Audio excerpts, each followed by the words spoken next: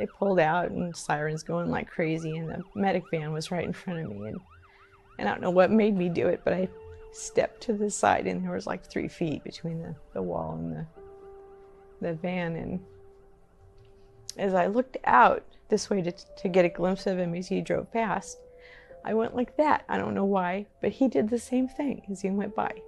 And it was like a second, but it felt like a lot longer than that to see him connect, you know, that he wanted to see us as he went past.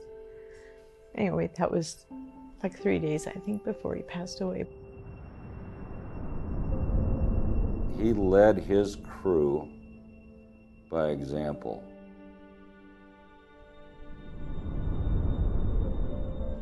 A fireman's fireman, just a man's man, just a great guy.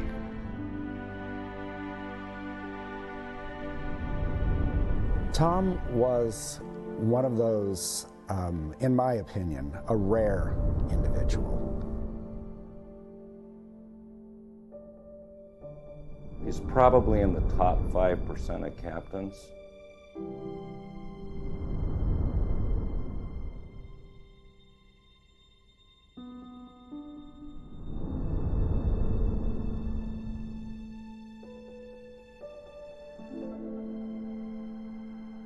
A firefighter is a rescuer extensively trained to fight fires that threaten life, property, and the environment, as well as rescuing people and animals from dangerous situations.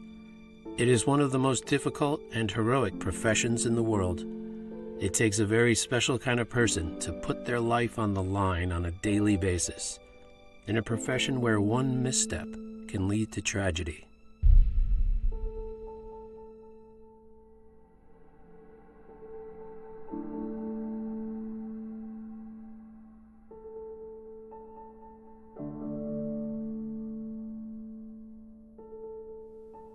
I was really tired from working, and I had been doing laundry, and we had dinner and all, and I think I fell asleep on the couch for a little while, and I woke up about 9 o'clock, and the TV was on, and I looked at it, and they were talking about an Orange County Fire Authority captain, and they showed him being loaded onto the helicopter.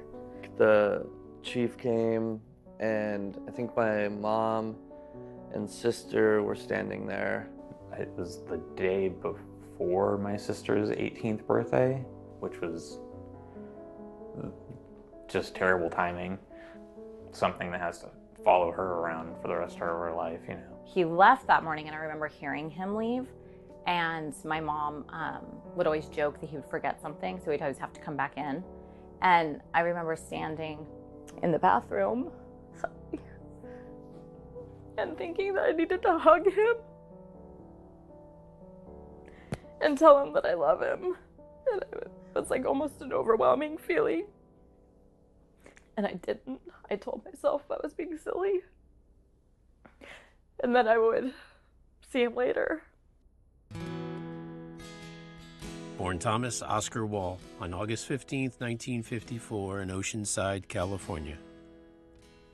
At the age of 15, he met the love of his life, Christine Whitley from nearby Tustin High. Chris said she chose Tom because he was such a patient guy. He was very gentle and was always concerned about what she thought. He made her feel secure. On June 8, 1974, they were married. Tom's family went to the same church that I did, and I kind of watched Tom grow up, and so that's where I remember Tom. And Chris and Tom became interested at that time in each other and were dating. And I can't remember exactly when they came to me and wanted to, or came to just, you know, my wife and I, and asked about marrying my daughter, and we, you know, gave our permission and blessed them, you know, going to take my daughter for his bride, and they had three children during the time that they were together.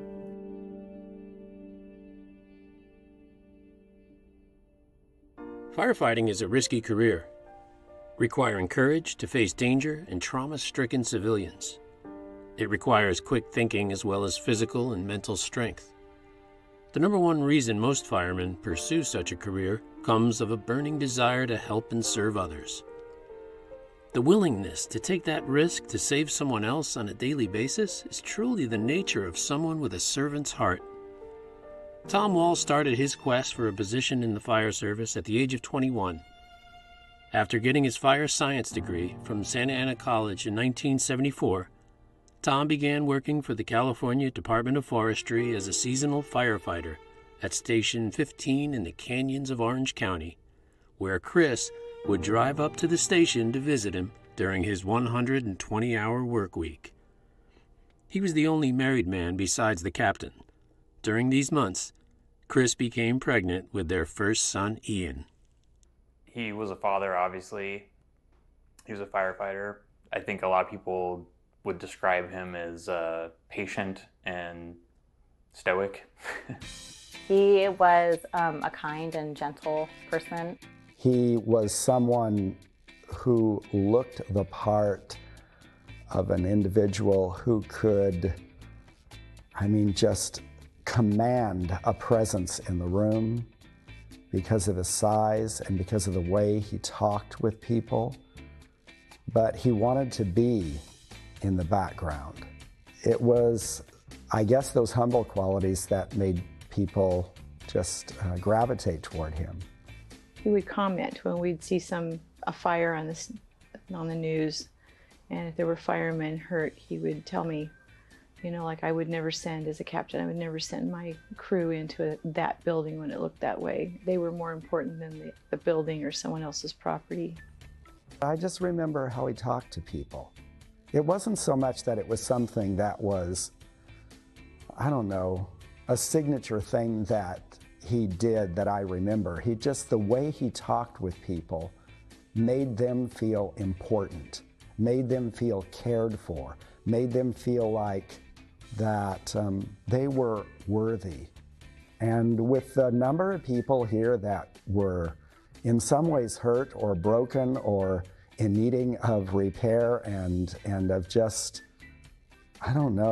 being restored in their spirit, that was Tom's greatest service to people.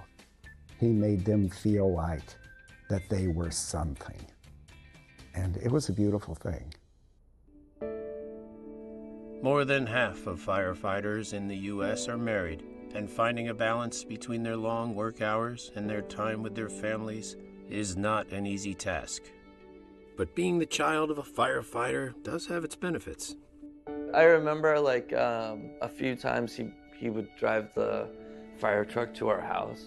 The whole neighborhood would come out and climb all over the truck and stuff like that. So it was like my dad drove a jungle gym, all the kids would come out and check it out and whatever. And I remember feeling proud, hey, my dad drives this truck, you know what I mean? Pretty cool. I think my favorite part was probably getting up and pretending to be the engineer because I liked the horn.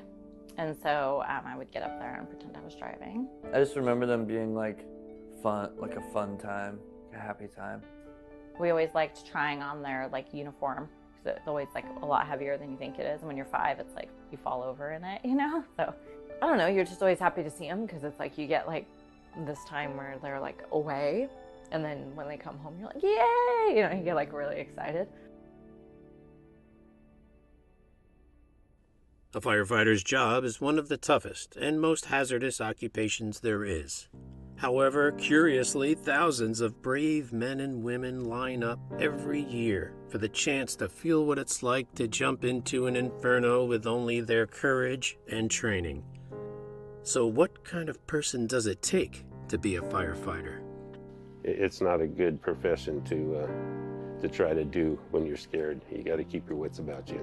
I knew he had a dangerous job, but he also didn't always, it wasn't until, he didn't really talk about it, especially when we were young. He didn't really talk about the dangers of it necessarily, or that he was ever in imminent danger. It was always he's helping people. He was surrounded by people who all wanted to be safe also. That was their job, to make sure others were safe, and they did a lot of training, and he was doing good work. I didn't worry about him. I just knew he was doing his job and he was well trained. as dangerous as the job seems to us, when you're trained like that and you have the equipment that we have, it mitigates the risks a lot, and it doesn't seem quite as scary. And the last time I went to the station, I took my youngest son, Joel, and he was 15, and there was another young man at church, Tim Kercheval, who was about 16, I think. But Tim had not gone to the station with us, so we went over there, and it's kind of fun that your dad's a fireman and walking around in there.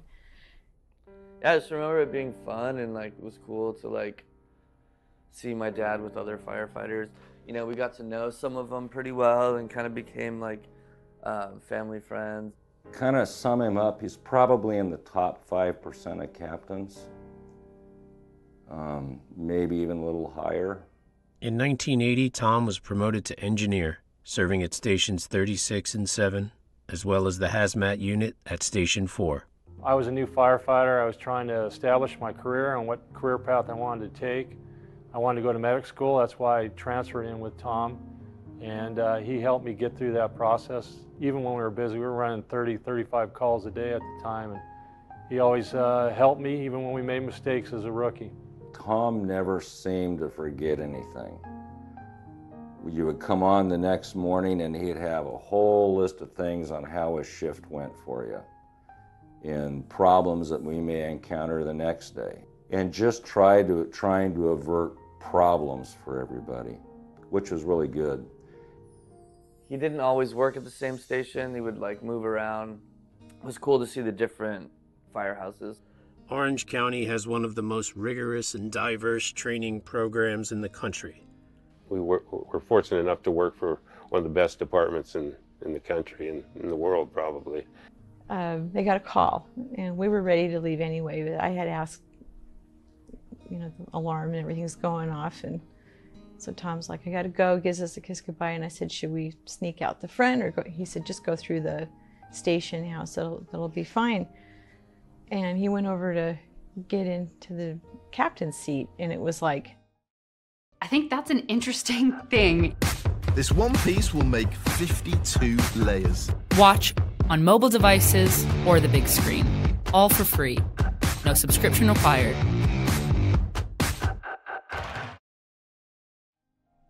Look at that, my husband's a fireman. Sometimes it hits you that they are, but like, that's really cool. Yeah. Just a minute. Of course, not every call is life-threatening. Firefighter humor is in a class of its own. Nothing bonds two people quite like laughter, especially in extreme, otherwise grim circumstances. We remember the people who make us smile. Firefighters, most of the really good ones anyway, always have a good sense of humor. Tom was no different. He had a remarkable laugh. You can hear his laugh from a mile away. He just cared about people, made friends easily. Everyone loved the guy. Funny, dedicated to the job, and more so dedicated to his family. It took a lot to make him laugh. I would say that he was kind, and he always liked a good joke.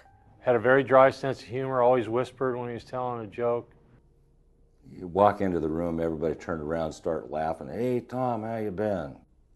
While a firefighter is depended on to be the first responder to an emergency, roughly 16% of firemen in the United States have to moonlight with a second job in order to make ends meet. He had like a second job. He was a firefighter, but then he was also a carpenter. So he did like kitchens, redid kitchens, and cabinetry and stuff like that. And so he always wanted it to look perfect, so he just really had like an eye for that kind of thing, and he liked doing things well. Tom was a hard worker, and not only was he working at the fire department at the time, but I remember he was working off duty, refinishing cabinets. He would come in every day, and he had stain all over his hands. He'd worked all day the day before. You never had you could always count on Tom. The engine was always ready. If we ever had a call, he was the first to jump in. Tom was a hard worker, and he was dedicated to what he did. As a firefighter, we're there a third of our lives. So a lot of times we spend more time, at the fire station but then you do at home sometimes. And when you go home, you're tired and you want to get a meal and get some sleep, you know. Especially if we've had a particularly rough shift and we've been up for 24 hours or something, you want to go home and sleep.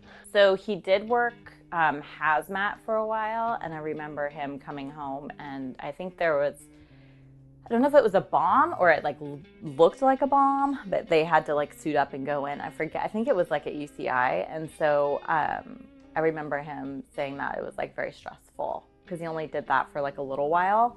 In 1994, he earned his position as Captain Wall on engines 17, 38, and finally engine 21.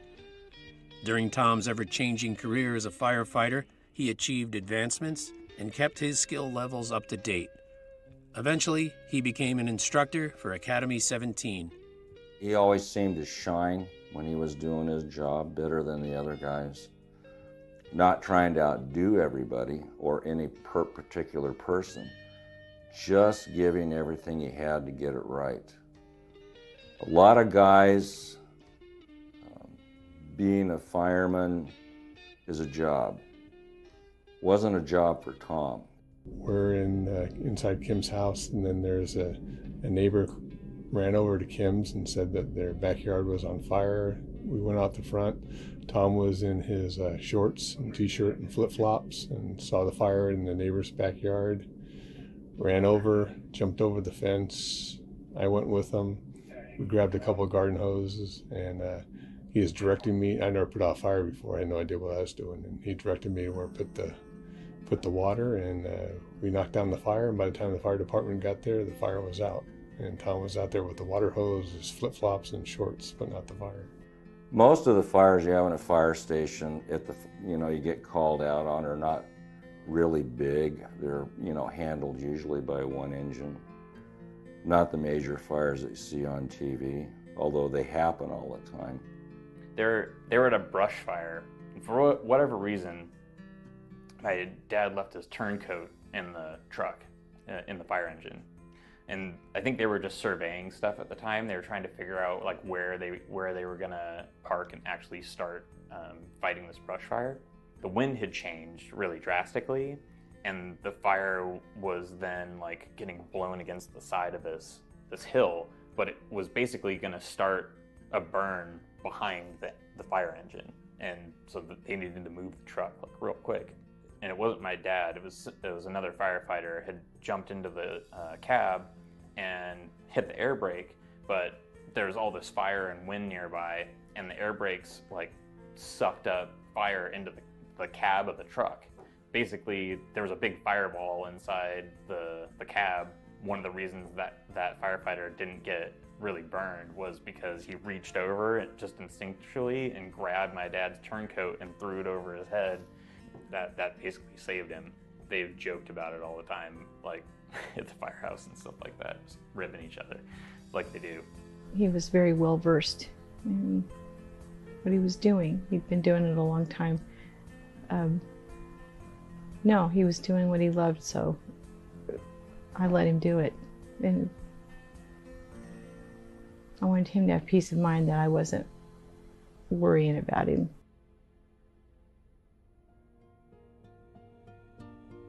That morning,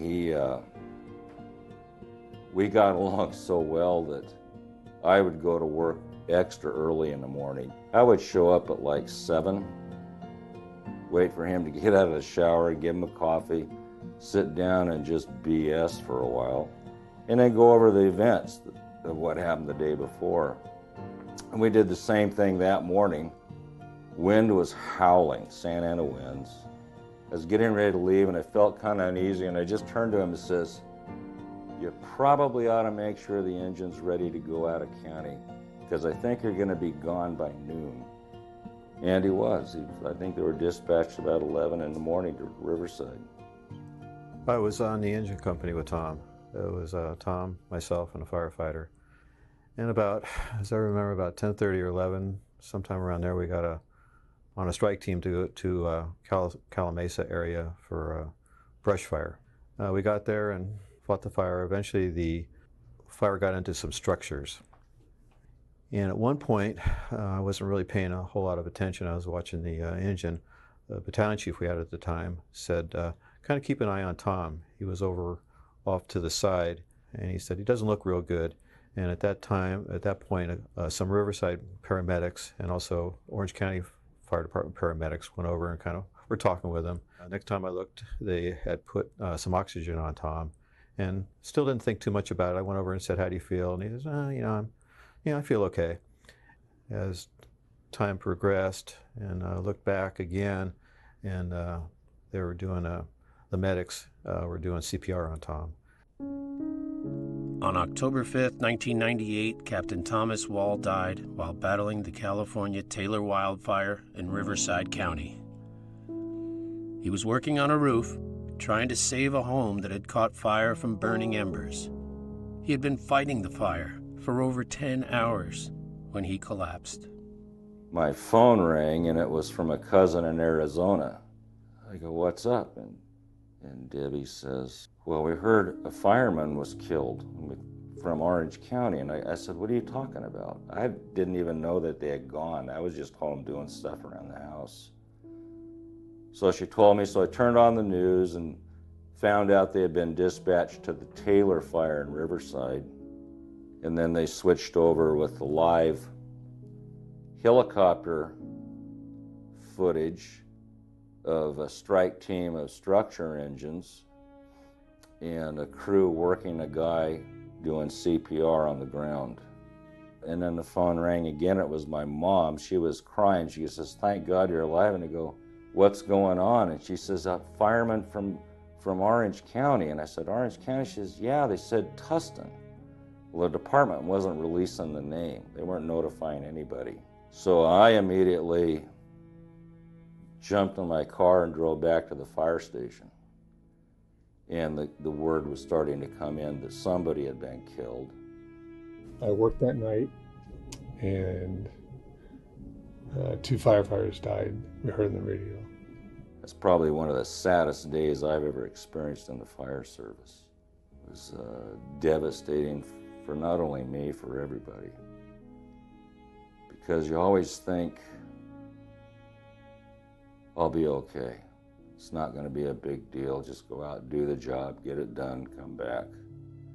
You don't think that when you left home, that's the last time you'll see home.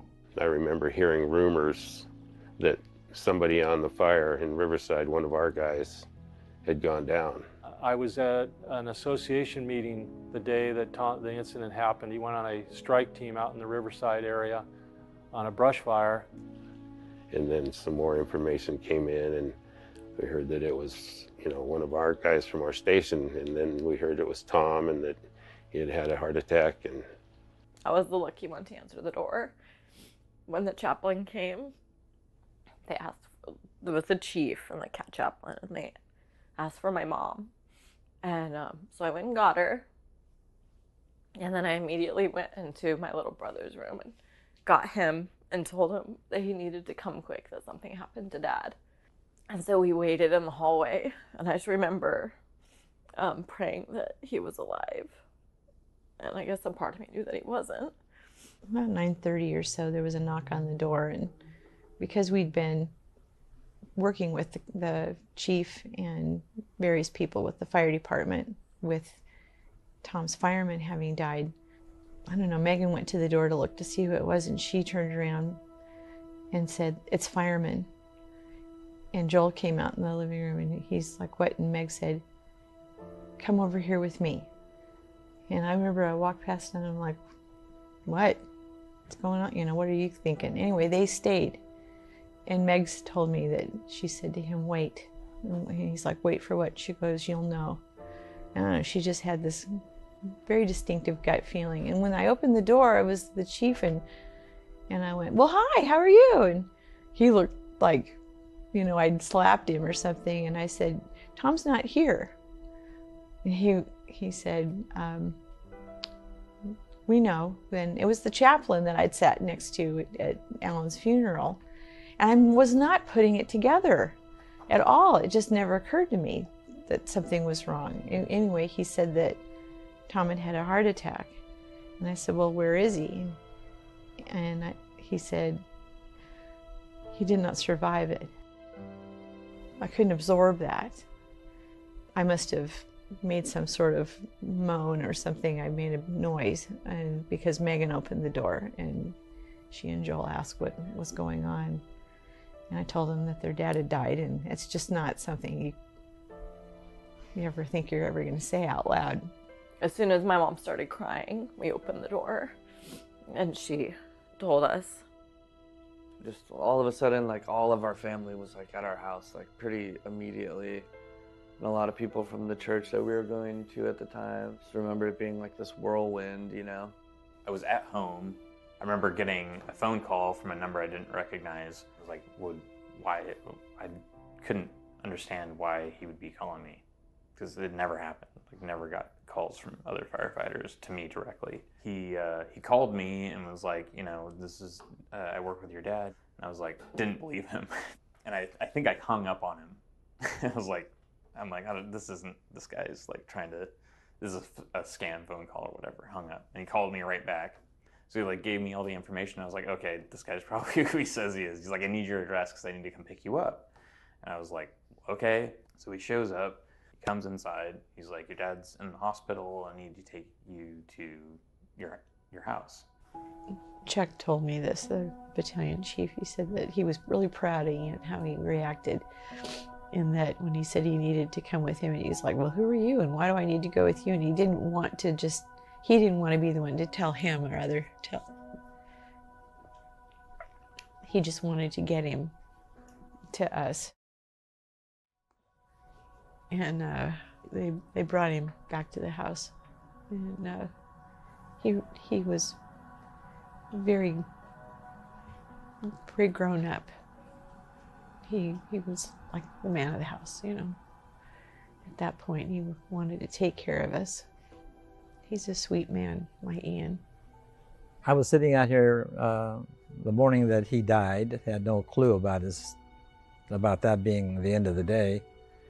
But I was looking at the patio cover thinking that I was in pretty bad shape, had some termite issues, and I was looking at it thinking about taking it down. And of course Tom was on my mind because he helped me put it up.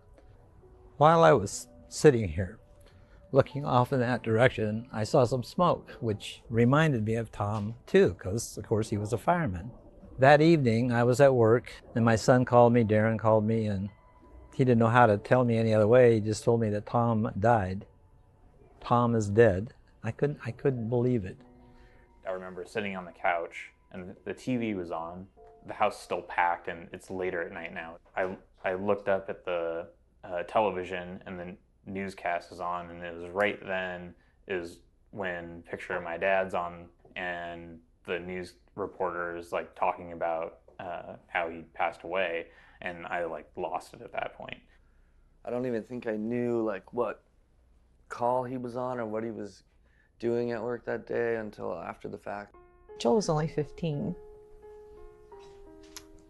But that was like I said, about 9:30, and I bet within a half an hour there were 50 people at the house. The neighbors started hearing and bringing stuff over, and my family came over, and the department went and picked up Tom's mom to bring him over. And there were people there all night taking care of us. It was just a horrible loss. Just a huge hole there that you couldn't fill. All of a sudden, it was like, bam, this like huge life change, you know? It's like having the floor pulled out from underneath you. He probably felt like he was just getting to know his dad. And then Megan was her birthday when all of the hoopla started. When she got married, you know, because honestly, that was my first thought, was who's going to walk her down the aisle? And so her brothers did. From the moment Megan was born, Tom looked forward to the day he would walk her down the aisle and give her away so she might experience the fulfillment that he and Chris had found. Unfortunately, he would not be there to see that day come to fruition. I took it pretty hard. I kind of stayed away from a few people for a while. thank God my wife was around because she understood what was going on inside, and I think everybody in the station was having the same problem with it. This could happen to any of us. I never expected it in Tom, so it even had more significance because Tom seemed like a healthy, happy, go home after work, family guy, and all of a sudden he's gone. I mean, we were the same age, great friends. We'd worked together for quite some time. Every year we see reports of firemen dying, and it's kind of sanitized because we don't know them. They're from this agency or that agency, or they're in Wyoming or Northern California, and then it hits you like a fist in the face. It's your friend that was killed. But for the grace of God, you could have been the one. But the fire happened when he was on it. No one would have expected what happened that day. I think it brought a lot of us closer together. I think for me, that's what got me through it, is the fact that it's not chaos. My belief is there's a reason everything happens. When you die, you don't cease to exist. You continue. It was a very sad day. Still is a sad day when I think about it. Just wish the guy was back. Wish I could snap my fingers or wake up and this whole thing was a nightmare. It's a huge loss. To this day, I still think of him. Tom and I had a pact that was done years prior, that we had a captain, a really good guy that had some sage advice for us, for all firemen, is, hey, make sure you have a friend that you can count on should you pass away, because the family, it'd be too much of an emotional event. And Tom and I talked about it. I'd be his, he'd be mine. Never brought it up prior to that event. It probably took place 7-8 years prior to his death. On October 10th, 1998, 1,800 firefighters marched alongside his flag-draped coffin to pay homage to a fallen hero and comrade. I'll tell you right now that the day before, when Crystal and I were discussing it, I said to her, there's going to be a lot of people there, and if I start getting choked up, because I was choked up, do something, make an ugly face or something, So I got up there and I addressed everybody, and I started to talk, and I started choking up. And I just happened to look down the front row, and there was Chris, and she just looked at me and stuck her tongue out with a big smile. And it's like, okay, we're okay, we can go with this, and I got through it. I loved him as a friend, but also admired him as a family member because of his relationship with his wife and especially his children. At the funeral, they shut down Tustin Avenue, like Main Street and everything, and there was 3,000 people there. I'd never seen that many people at a funeral that I personally attended ever in my life. There was helicopters and like all kinds of stuff. The entire Orange County Fire Department had like a whole procession down the main street. The house that my dad helped save, that he died there, that family actually came to the funeral, and they were like super thankful and everything, like super nice people. It's important to cherish those things, people in your life and stuff like that, because you don't know when the last time you're going to talk to them is, My wife went to the services with me, and she was awestruck. She couldn't believe the remembrance, the celebration, how everyone stuck together, came together for Tom and his family. Each alarm was sounded by a bell. It called them to fight fires and to place their lives in jeopardy for the good of their fellow man.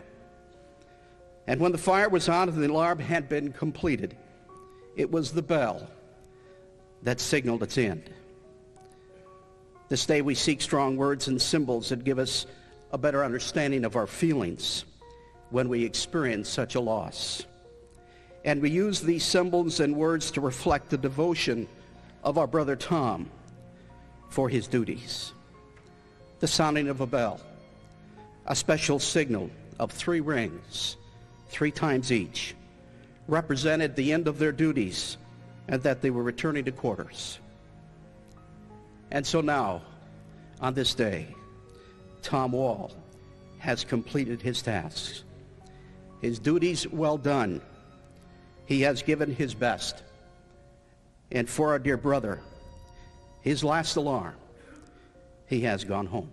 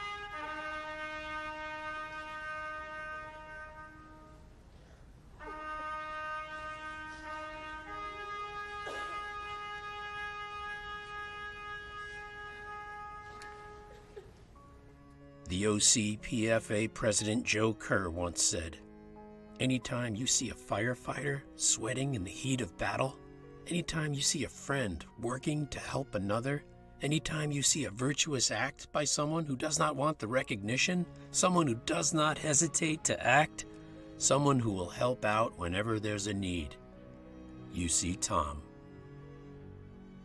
I believe we will see him again." I mean, that's why firemen fight so hard to keep people alive on medical calls. It's because they don't want that family to suffer. And sometimes we get lucky, and oftentimes we don't. Yeah, I mean, and being 18, I always would laugh because I'm like, my teenage years were not the like carefree, you're gonna live forever, like the immortal, like you have this idea that like nothing bad's gonna happen to you when you're 18, 19, 20. That was not my reality, I guess. And my brother was young, so my brother's the youngest. And unfortunately, I think it like cut their relationship short. I remember everybody trying to keep us real busy, right? And some of the women from church wanted me to go with them to a craft fair. I think it was probably in Anaheim. It's kind of like not knowing what to do with your arms. You know, you're just sort of like, I don't know what I'm doing. But I was standing on a corner of the street, and nobody was around me for a brief moment. And I remember feeling incredibly small on the earth, and like Tom was my protective bubble. And it was like that was gone. And it almost felt like right then I wouldn't have been surprised if all of gravity let loose in me and I just floated off. It was really hard on my mom too, because I think she ended up locking herself in her room for like 3 days, like wasn't eating or anything, and I don't even think she would really talk to anybody.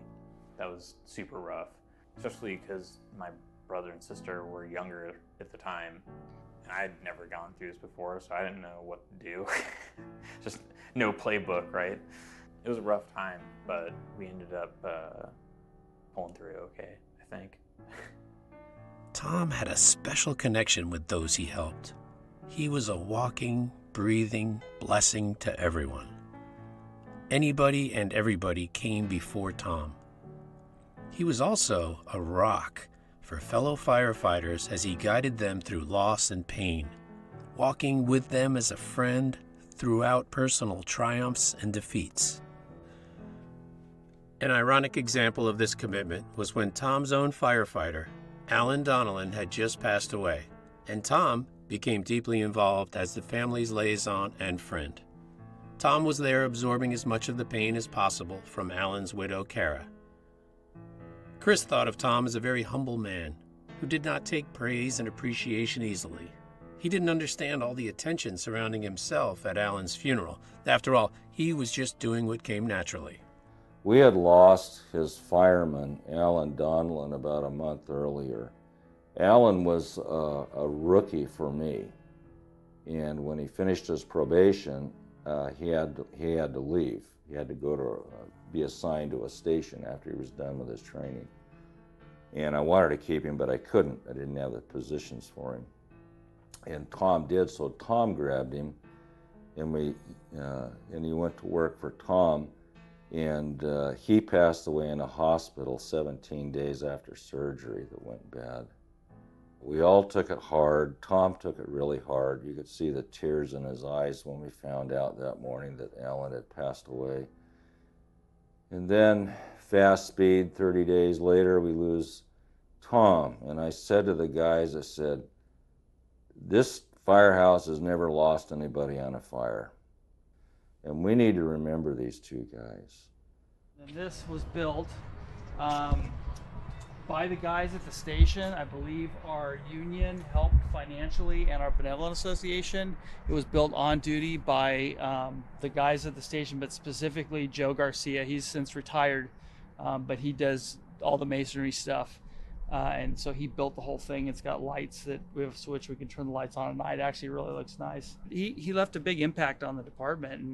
And, you know, I know that's why we have this, is so that we don't forget, that we remember the people and the families that are involved in our department and affect us, and leave those memories with us. I know I said to myself at his funeral, I was looking at the flag and just kind of chuckled and said, someday I'm coming up there, buddy, and I'm not going to be your rookie. Make sure the coffee's hot and make sure I have clean turnouts, and we'll be on the engine up there together. But I think all firemen think that, you know, that when we die, we're greeted by all our brothers up there as well as our family members. And then when my time comes, that Tom Wall will be standing up there with a big grin on his face and a cup of coffee ready for me.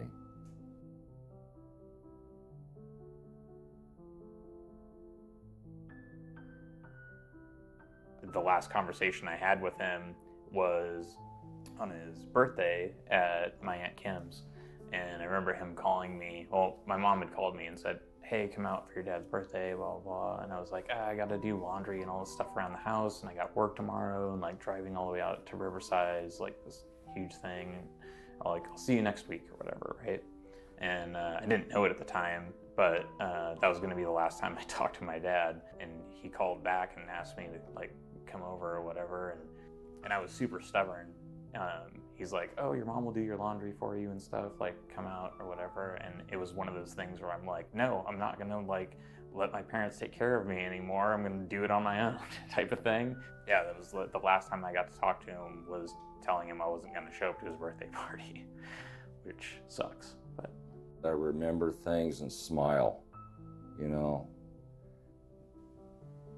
I don't know how to explain it. It's like a memory of an old lost friend that you all of a sudden calls you on the phone. You start talking, you feel really good. And every time that I was near Tom, talking to Tom, doing anything with Tom, it was always fun. Never any problems. Just the guy was a joy to be around. If you were stressed and he walked in, the stress would go away. He had that kind of charisma about him. Tom is survived by his wife, Christine, his daughter, Megan, and his sons, Ian and Joel. He is remembered as a hero who courageously gave his life in the loving service of others. You know, we're supposed to grow old together.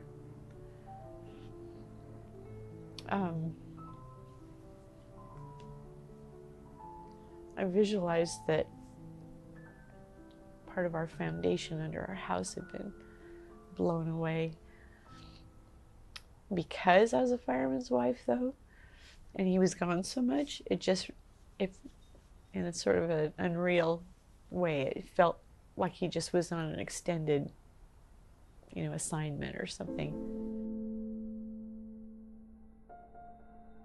With you having started your own company, how do you think your dad would have reacted to that? I think he would have loved it, because I mean he ran his own carpentry business on the side. He was like finishing cabinets and doing stuff like that on the side anyway. A lot of firefighters have side work stuff that they do anyway. So he lost his dad around the same age, and that also like changed a lot of the way I perceived things that he did or talked about as well, because he had that experience. So looking back on it through that lens kind of changes the way you perceive those memories too, because now you have this like weird common bond that you didn't have before, but you also can't talk to them about it. So I mean, we used to play like a lot of music together and stuff like that.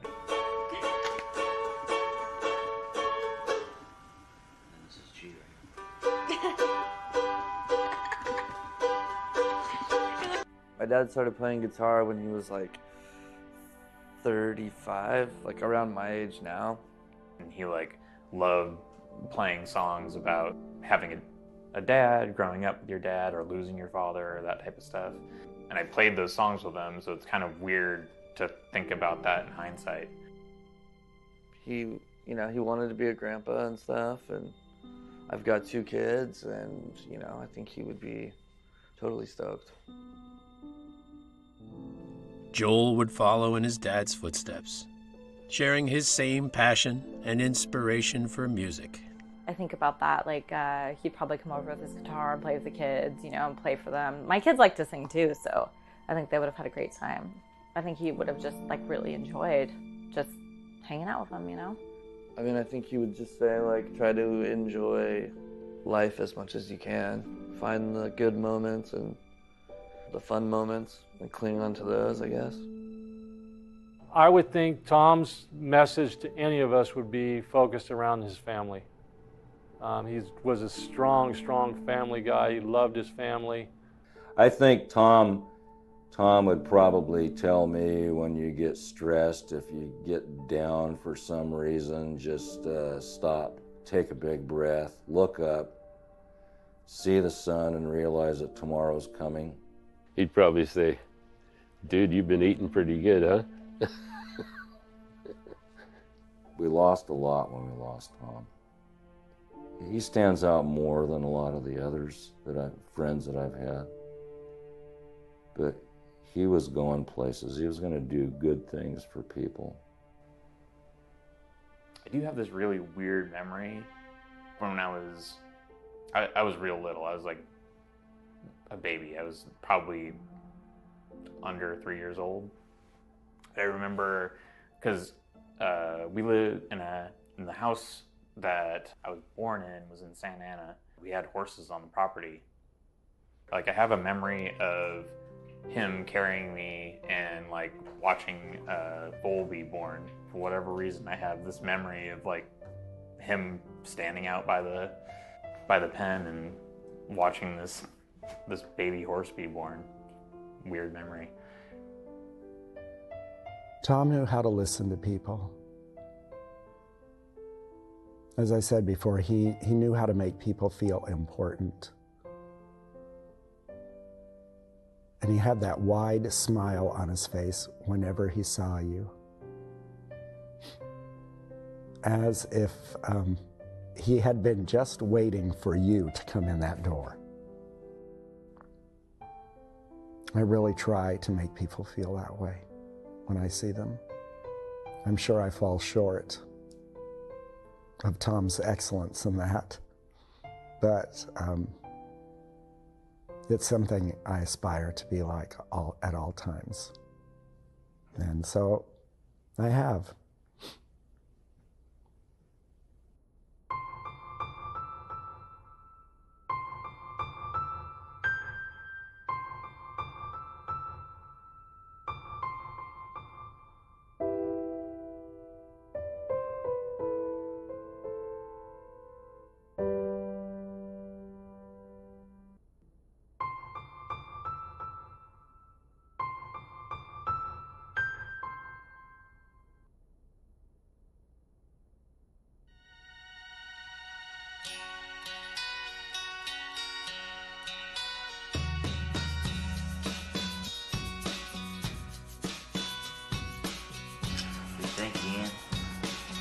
What about you, Meg?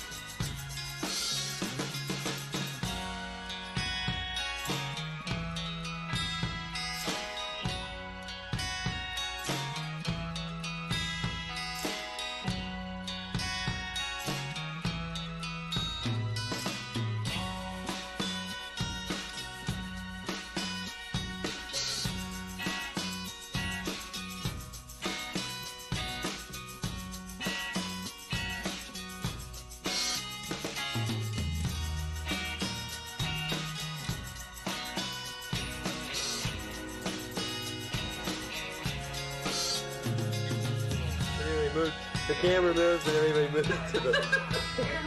That's one of the things with having the camera. You can't never stand still. Taking a little nap.